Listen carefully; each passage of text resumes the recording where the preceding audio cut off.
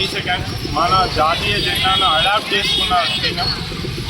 ఆ రోజు మన స్వాతంత్రం వచ్చే ముందు రోజు జూలై 22 అందరు ప్రముఖులు మన ఇండియన్ కాన్స్టిట్యూషన్ అసెంబ్లీ డిసైడ్ చేసుకుని మన ఈ జెండాను మన దేశానికి అంకితం చేసింది. కాబట్టి జూలై 22 జాతీయ జెండా దినోత్సవంగా జరుపుకుంటాం మనం, నేషనల్ ఫ్లాగ్ డేగా.